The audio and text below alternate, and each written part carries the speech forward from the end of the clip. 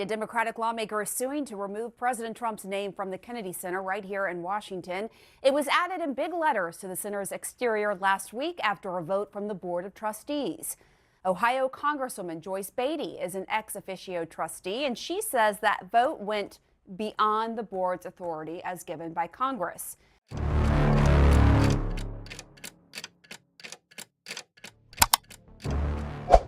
Desde finales de diciembre, decisiones que solían ser meramente administrativas han puesto de manifiesto fracturas importantes en la relación entre los poderes. El 20 de diciembre, durante una reunión extraordinaria del Consejo de Administración del Kennedy Center for the Performing Arts en Washington, D.C., los miembros nombrados políticamente aprobaron, por unanimidad y sin debate público, la sustitución de la señalización exterior del centro cultural, añadiendo el nombre de Donald J. Trump junto al memorial originalmente dedicado a John F. Kennedy. La decisión se registró en acta como un reconocimiento de la contribución ejecutiva al fomento de las artes, pero se llevó a cabo sin consultar previamente al Congreso, contraviniendo el estatuto que vincula directamente el nombre de la institución al homenaje al expresidente asesinado en 1963. La propuesta, presentada como un punto del orden del día de carácter ceremonial, fue aprobada en una sesión en la que la participación remota de los asesores legislativos fue interrumpida abruptamente, según se registró en un comunicado posterior de la diputada Joyce Beatty, quien afirmó haber sido silenciada al intentar plantear objeciones formales durante la votación. El impacto del episodio no se limitó a lo que ocurrió dentro de la sala en ese momento. Pocas horas después de la aprobación, equipos técnicos comenzaron discretamente a cambiar la señalización frontal del edificio, retirando temporalmente la placa que mostraba únicamente el nombre de Kennedy e instalando letreros alternativos con el nombre de Trump añadido. Aunque no hubo ningún anuncio oficial a la prensa, las imágenes de la nueva fachada comenzaron a circular en las redes sociales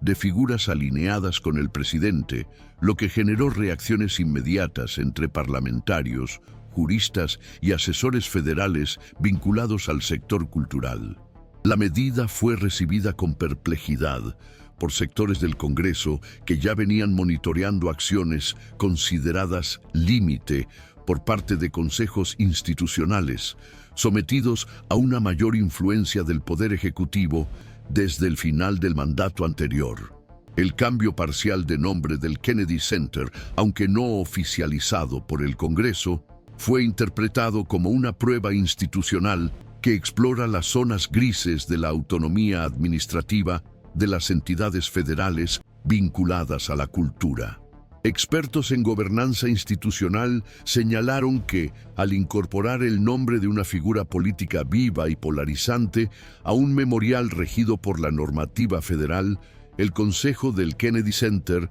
creó un precedente cuya repercusión jurídica trasciende los límites de ese espacio físico. El estatuto original, aprobado por el Congreso, establece el nombre de la institución como parte de un homenaje permanente a la memoria de John F. Kennedy e impone restricciones explícitas a la realización de cambios que modifiquen el carácter conmemorativo del centro. A pesar de ello, no se menciona directamente la instalación de elementos temporales ni la inclusión de nombres adicionales con justificaciones ceremoniales, lo que, según algunos analistas, puede haber sido explotado como una laguna deliberada por el núcleo de consejeros alineados con la presidencia anterior. La Fundación para la Preservación de la Memoria Presidencial, consultada informalmente por asesores del Senado, afirmó en un comunicado que la tradición de mantener el nombre original de los centros culturales federales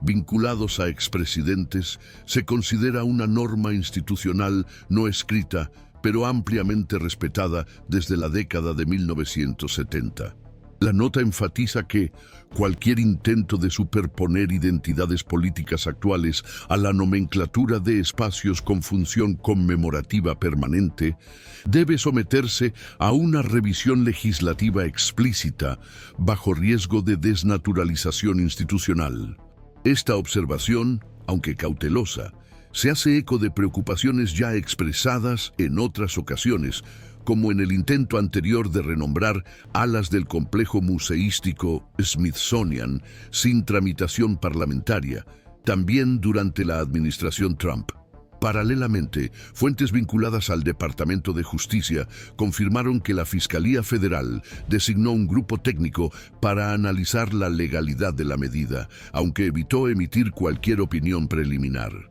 La ausencia de una reacción inmediata por parte del Ejecutivo generó interpretaciones divergentes entre los analistas, algunos de los cuales consideran que la Casa Blanca buscó deliberadamente evitar el enfrentamiento directo con un episodio de naturaleza potencialmente desgastante desde el punto de vista institucional. Otros observadores sugieren que el silencio refleja una estrategia de contención, a la espera de la tramitación judicial antes de emitir cualquier posición formal. Independientemente de la postura adoptada por las instancias superiores, el episodio puso en tela de juicio los límites de la autonomía administrativa de los consejos vinculados a instituciones culturales federales, especialmente cuando están ocupados en su mayoría por nombramientos políticos recientes. El contraste entre la función conmemorativa consagrada en la ley y el intento de introducir elementos de autopromoción presidencial reavivó los debates sobre la fragilidad de las normas no escritas que regulan la simbología republicana en Estados Unidos. Aunque la medida se presentó como temporal y ceremonial, la forma en que se llevó a cabo puso de manifiesto una estrategia de tensión institucional que, si no se revierte, puede alterar el modelo de gobernanza en otros organismos con funciones históricas. El análisis detallado de estas dinámicas, así como la repercusión de la acción judicial propuesta, será fundamental para comprender las ramificaciones institucionales de este caso y los límites de la actuación de los consejos administrativos bajo influencia política directa. Cabe recordar que episodios como este no se agotan en la acción aislada, sino que indican movimientos de fondo en disputas sobre el control de la memoria pública y los espacios simbólicos del Estado. Para quienes siguen con atención los cambios más sutiles en el funcionamiento institucional de los Estados Unidos, este es un claro ejemplo de cómo las disputas pueden revelar cambios concretos en la arquitectura del poder. Por lo tanto, seguir estos casos, prestando atención a los detalles y a la convergencia de los actores involucrados, resulta esencial para quienes buscan comprender el panorama político en toda su complejidad real. A partir de ese momento, el caso pasó a involucrar a múltiples actores institucionales y activó mecanismos jurídicos que, aunque no se utilizan con frecuencia, siguen estando disponibles en el marco normativo para situaciones en las que se sospecha de desviación de fines en entidades vinculadas al gobierno federal. El proceso iniciado por la diputada Joyce Bay no se limitó a la argumentación. Activó directamente el Título 36 del Código de los Estados Unidos, que rige la estructura y el funcionamiento de las instituciones con estatus de memorial federal, como es el caso del Kennedy Center. Según este marco legal, los cambios sustanciales que interfieran en la función conmemorativa de las entidades deben ser objeto de deliberación expresa del Congreso, aunque la administración ordinaria del espacio siga siendo competencia del Consejo. El quid de la cuestión, por lo tanto, reside en el intento de ampliar los límites de esa autonomía, sustituyendo la función técnica del Consejo por una instancia decisoria de naturaleza político-simbólica. Es en este contexto que el Departamento de Asuntos Legislativos del Congreso envió un memorándum interno, calificando el episodio como posible interferencia en la integridad de un monumento federal. El documento, aunque de circulación restringida, fue citado por senadores de la Comisión de Supervisión Gubernamental como base para una posible convocatoria de testigos relacionados con la administración del Kennedy Center. Entre los puntos destacados se encuentra la violación del principio de exclusividad, una cláusula doctrinal que se invoca con frecuencia cuando existe el riesgo de una superposición indebida entre la memoria histórica y el protagonismo político contemporáneo. La interpretación, aunque no es vinculante, se ha utilizado en debates sobre el nombramiento de edificios públicos y la concesión de honores institucionales a figuras que aún participan activamente en disputas electorales o investigaciones en curso. Esta convergencia ayuda a comprender por qué el caso traspasó el ámbito jurídico inicial y pasó a movilizar también a sectores de la Administración Nacional de Archivos y Registros, NARA, que, aunque no tiene autoridad directa sobre el Kennedy Center, fue consultada informalmente sobre el precedente creado. La posición técnica del equipo de curaduría histórica de la NARA indicó que las acciones administrativas con potencial para alterar la naturaleza conmemorativa de un espacio federal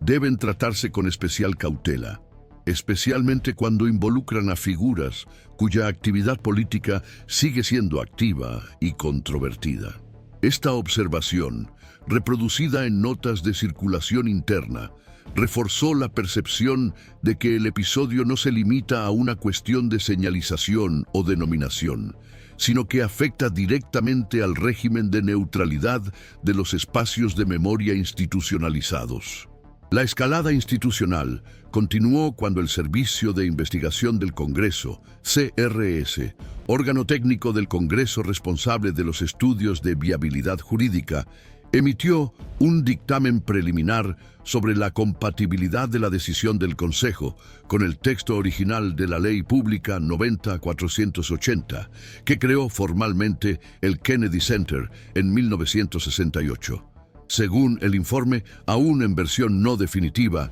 la inclusión de nombres adicionales en la fachada o en la comunicación oficial del monumento, aunque no se formalice en actos administrativos permanentes, puede constituir una desviación interpretativa del mandato legislativo original, especialmente cuando está motivada por intereses de autopromoción o personalización de los espacios públicos. El informe también advierte del riesgo de una cascada de litigios si no se revierte el precedente, lo que afectaría a la gobernanza de otros centros culturales con una estructura similar. La articulación institucional se intensificó aún más tras la entrada en el debate de la American Bar Association, ABA, mediante una carta pública dirigida a los consejos de administración de las instituciones culturales federales. El texto, firmado por miembros de la Comisión de Libertad Institucional de la ABA, recomienda que cualquier cambio que afecte a las estructuras federales conmemorativas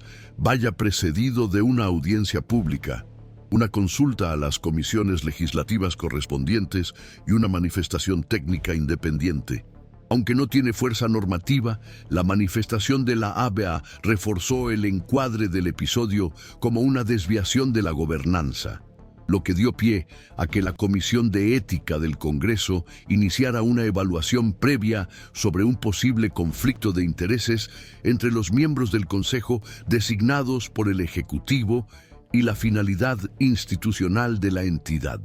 Al mismo tiempo, se iniciaron movimientos paralelos de supervisión institucional por parte de entidades como la Oficina de Responsabilidad Gubernamental, JAO, que comenzó a recopilar registros de actas, contratos de ejecución visual y registros de reuniones internas del Consejo para evaluar si se había producido una violación de las normas presupuestarias o un uso indebido de fondos públicos. Aunque aún no hay una conclusión preliminar, los analistas interpretaron la apertura de la auditoría como una señal de que el episodio podría tener ramificaciones mayores de lo previsto inicialmente, incluso en el ámbito de la responsabilidad por la gestión patrimonial. Fuentes cercanas a la GAO indican que uno de los focos de la investigación será el contrato de instalación de la nueva señalización y el flujo de aprobación de gastos vinculados a esta actividad.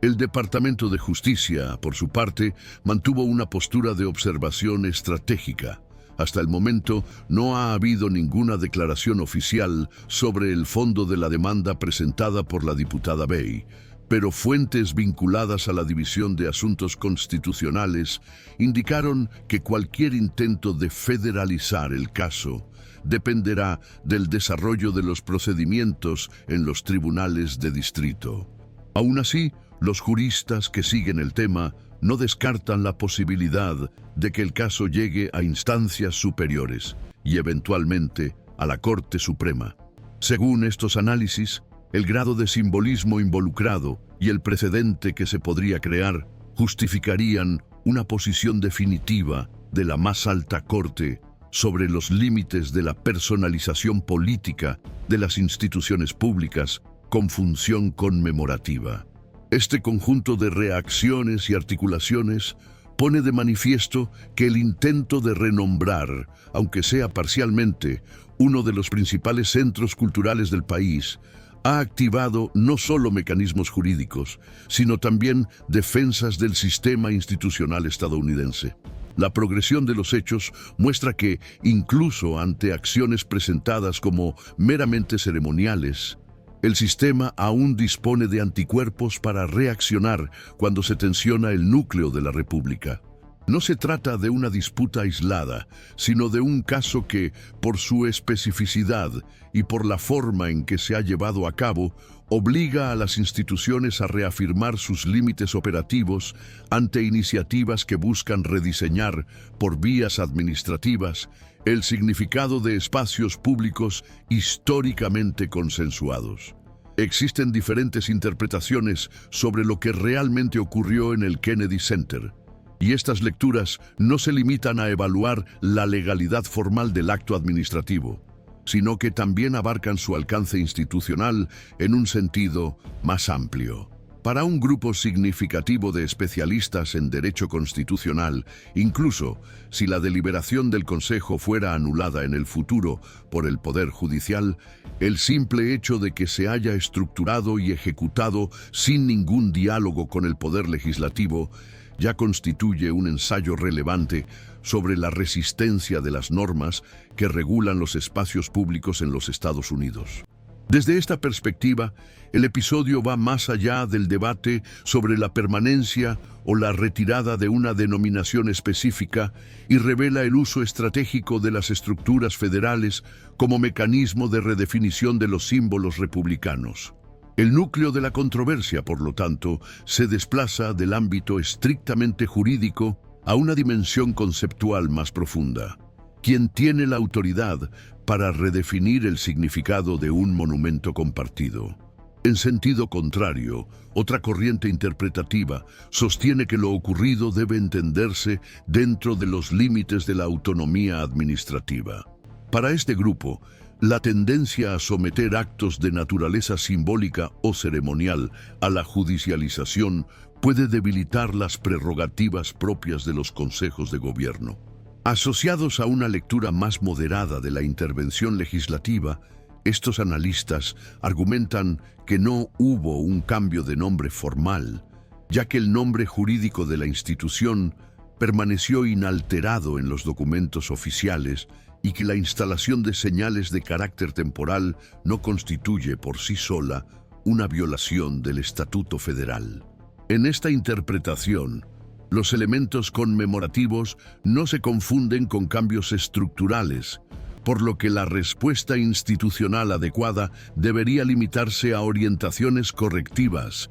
y no a la apertura de disputas judiciales formales. Sin embargo, los investigadores vinculados a centros de análisis de gobernanza pública introducen un giro importante en el debate. Para ellos, el problema central no radica en la cuestión nominal, sino en la ruptura de un patrón normativo históricamente consolidado, el de la neutralidad de las instituciones con función conmemorativa. El Kennedy Center, desde su concepción, se ha asociado a la idea de cohesión institucional en torno a la memoria presidencial de John Fitzgerald Kennedy, y cualquier iniciativa que pretenda superponer o desplazar ese significado puede comprometer la estabilidad simbólica construida a lo largo de décadas.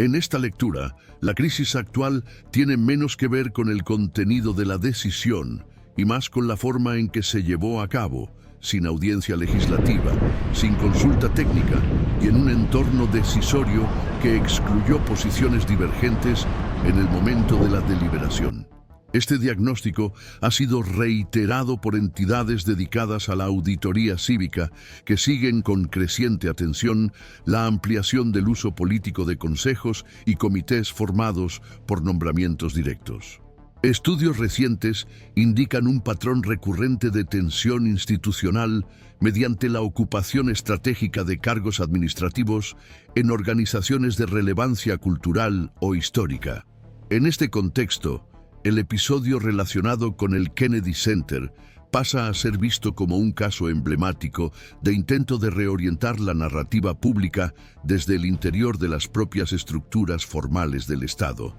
Para estos grupos, lo ocurrido apunta a la necesidad de perfeccionar los mecanismos de protección de las instituciones federales. Aunque no existe consenso sobre cómo hacerlo sin imponer una rigidez excesiva o comprometer la capacidad interpretativa de estas entidades. Paralelamente, sigue sin definirse el destino de la acción judicial presentada por la diputada Joyce Bay. Los juristas consultados por publicaciones especializadas consideran que el proceso se basa en fundamentos consistentes, especialmente por recurrir al estatuto original de la institución e identificar fallos procedimentales debidamente registrados. Aún así, hay cautela en cuanto al ritmo de tramitación y la posibilidad de prolongación de la controversia, sobre todo si hay sucesivos recursos ante instancias superiores. Un factor que puede acelerar el proceso, según fuentes del ámbito jurídico,